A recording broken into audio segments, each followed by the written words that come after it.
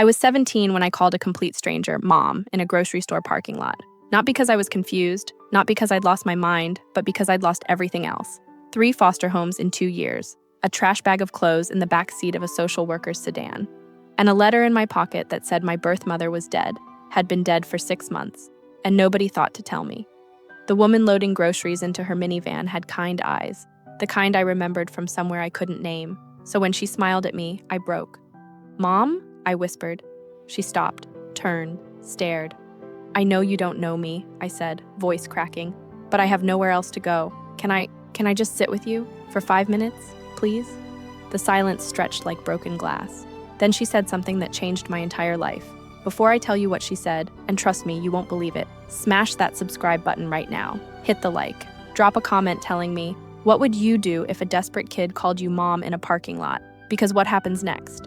It didn't just shock me, it shocked the entire town, her family, even the social worker who'd given up on me. And the truth about why I recognized her eyes, that secret will absolutely break your heart. Don't click away. This story gets darker and more beautiful than you can imagine. She didn't call security, didn't back away. She looked at me, really looked, and said, "Okay," just like that. One word, "Okay." I blinked. "Okay?" "5 minutes," she said. "Get in the car." I should have been scared. She could have been anyone. A predator, a cult member, someone worse than the last foster dad who'd locked me in the basement for talking back. But something in her face, I knew her. I couldn't explain it, but I knew. I slid into the passenger seat of her minivan. It smelled like vanilla air freshener and crayons. Kid drawings taped to the dashboard, a car seat in the back. She handed me a granola bar without a word, started the engine. "What's your name?" she asked. "Jordan?" "I'm Claire." Silence. She didn't pry. Didn't ask why I looked homeless or why I was crying in a Kroger parking lot at 4 p.m. on a Tuesday. She just drove. And for the first time in 2 years, I felt safe. We ended up at a park. She bought me a hot chocolate from a food truck. Let me sit on a bench and just breathe. "You said 5 minutes," she finally said. "It's been 20. "I know." I stared at my hands. "Thank you."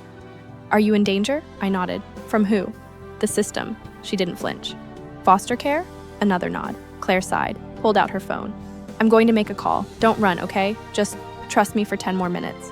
I should have run. Every instinct screamed run, but I stayed. Let me rewind, because you need to understand how I ended up holding that letter, the one about my birth mother, and why it destroyed me. I was abandoned at a hospital when I was 3 days old. No note, no name, just a baby in a pink blanket with a hospital wristband that said, "Baby Girl Doe." They called me Jordan because the nurse who found me had a daughter named Jordan, said it meant flowing down, like a river, like something that kept moving no matter what. I bounced through the system. Some homes were okay, most weren't. Then, 6 months ago, I landed with the Pritchards. Seemed perfect at first. Big house, 2 other foster kids, a golden retriever named Biscuit.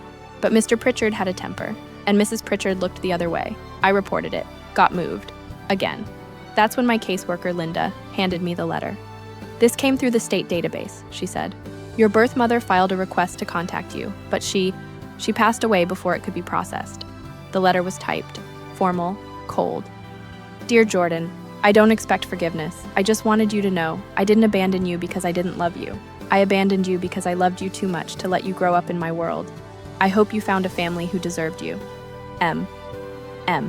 That's all I got. One letter, no name, no address, no explanation of what my world meant. Linda said there was no other family, no records. My mother had listed father unknown, dead end. Except, when Claire looked at me in that parking lot, something clicked. Her eyes, green with gold flecks, exactly like mine. Claire hung up the phone, turned to me. "I just called my husband. He's on his way." My stomach dropped. "Why?" "Because you need help, and I can't give you a place to stay without going through the right channels." "I didn't ask for—" "You called me Mom." Her voice was gentle but firm. "You don't do that unless you're drowning." Tears burned my eyes. "I don't know why I said that. I saw you and I felt safe." I nodded. She smiled sadly. "I get that more than you know." "What do you mean?" Claire hesitated. Then, "I was in foster care too, until I was 16. My head snapped up. "I aged out," she continued. "Lived in my car for 8 months. Then a church took me in, gave me a job, helped me get my GED, met my husband there. We've been trying to foster for 2 years, but the certification process is slow." "You're trying to foster?" "We want to adopt, actually. We have 2 biological kids, but we've always felt called to do more." She paused. "When you called me Mom, I didn't hear a stranger. I heard me 20 years ago. Something cracked open in my chest. "Why did you help me?" I whispered. "Because someone helped me, and I swore I'd pay it forward." Her husband, Dan, arrived 10 minutes later. Tall guy, kind smile, looked like a youth pastor. Claire explained everything. He didn't blink. "We can't take you in officially without going through Linda," Dan said. "But we can make some calls. In the meantime, you hungry?" I was starving. They took me to a diner, bought me a burger and fries and a milkshake, let me sit in the booth and just exist. Claire kept glancing at me, like she was trying to solve a puzzle. Finally, she said, "Can I ask you something?" "Okay." "Why did you call me Mom, specifically?" I pulled out the letter, handed it to her. She read it, face unreadable. When she looked up, her eyes were wet. "Jordan, what was your mother's first name?" "I don't know. The letter just says M." Claire's hand trembled. "What?" I asked. "What is it?" She looked at Dan. He looked back, equally stunned. "My birth name," Claire whispered, "was Miriam." The diner went silent. Or maybe that was just in my head. "What?" I breathed. "Miriam Langston. That was my name before I was adopted at 16. I changed it to Claire when I got married." My pulse hammered. That doesn't mean... How old are you?" 17, born April 14th. Claire's face went white. "Jordan, I gave birth when I was 16. The floor dropped out. "I was homeless," she continued, voice shaking. "Living on the streets. Got involved with a guy who... It doesn't matter. When I found out I was pregnant, I was terrified. I had nothing. No money, no support, no family." Dan reached for her hand. "I went to a hospital in the next county, gave birth alone, and She covered her mouth. "I left the baby at the nurse's station. I thought she'd have a better life without me." "What was the hospital?" I whispered. "St. Mary's, in Franklin County." That was my hospital, the one on my medical records. "What day?" "April 14th, 2008 at 6:32 a.m. My birth certificate said 6:30 a.m. Holy shit. "Claire," I said slowly, "are you telling me?" "I don't know." Her hands were shaking. "But we can find out." Dan was already on his phone. "I'm calling Linda. We need a DNA test. Now." Everything blurred after that. Linda arrived, furious that I'd run off, even though I'd technically just sat in a car. But when Claire explained, Linda's expression shifted. "You're saying you might be her biological mother?" "I don't know, but the dates match. The hospital matches. I gave up a daughter 17 years ago, and I've thought about her every single day since." Linda looked at me. "Jordan, do you want to do this? Did I? What if it wasn't her? What if it was just a coincidence and I was setting myself up for more heartbreak? But what if it was her? What if the woman I'd called Mom in a parking lot actually was my mom?" I nodded. "Yes, DNA tests take time. Linda expedited it through the state, but we still had to wait 72 hours for results. 3 days. In the meantime, Claire and Dan got emergency clearance to let me stay with them while the test processed. Linda said it was highly irregular, but given the circumstances and the fact that I'd literally run away from my last placement, she allowed it. I moved into their guest room. It had a real bed, clean sheets, a window with curtains. Their kids, Emma, age 5, and Lucas, age 8, didn't know the full story, just that I was staying with them for a bit. Emma gave me her favorite stuffed unicorn. "So you're not lonely?" I cried in the bathroom for 20 minutes. Claire didn't push, didn't ask invasive questions, just let me settle in. But I saw her watching me, the way I held my fork, the way I tucked my hair behind my ear, the way I laughed at Dan's terrible dad jokes. On the second night, she knocked on my door. "Can I come in?" "Yeah." She sat on the edge of the bed. "I need to tell you something. Whether or not the test comes back positive, I want you to know. I don't regret calling my husband that day in the parking lot. I don't regret taking you in. Even if I'm not your daughter." "Even then," she smiled, "because you needed someone, and I needed to be reminded why we started this fostering journey in the first place." "What if I am your daughter?" I asked quietly. "What then?" Claire's eyes filled with tears. "Then I'll spend the rest of my life making up for the 16 years I wasn't there." Day 3. Linda arrived at 10 a.m. with an envelope. We sat in the living room. Claire, Dan, Linda, me, Emma, and Lucas were at school. "Before I open this," Linda said, "I want to set expectations. The likelihood of this being a biological match is statistically very low. Jordan, if this isn't the outcome you're hoping for, we'll find you a good placement, okay?" I nodded, numb.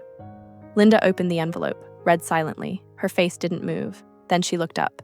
"Claire, Jordan, the test is a 99.98% match. Your mother and daughter."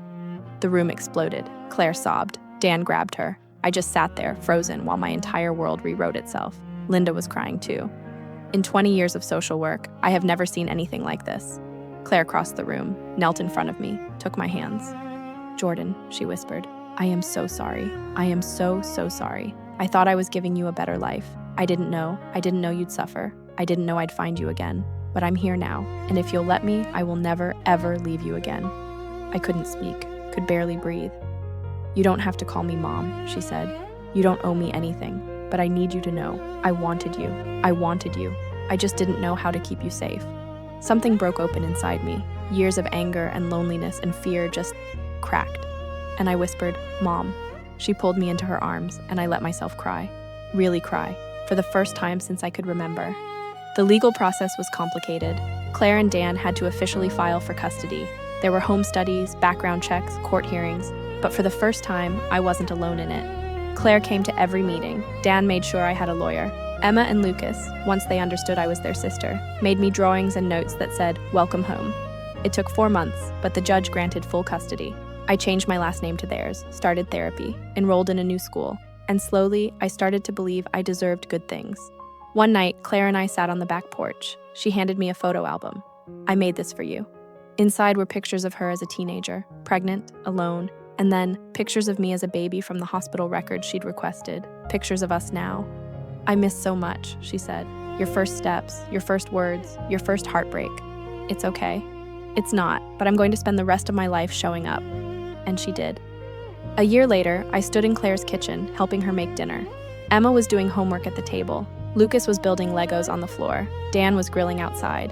Normal, boring, beautiful. Claire nudged me. You okay? I nodded.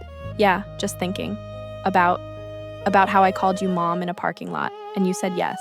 She smiled. Best decision I ever made. Even though you didn't know who I was? I didn't need to know. I just needed to show up. And that's the thing, isn't it?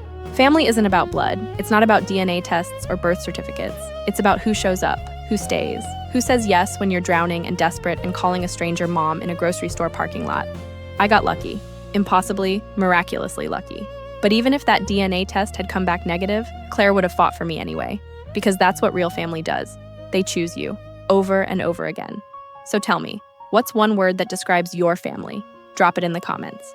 And if this story touched you, if you believe in found family, second chances, and the power of showing up, hit subscribe.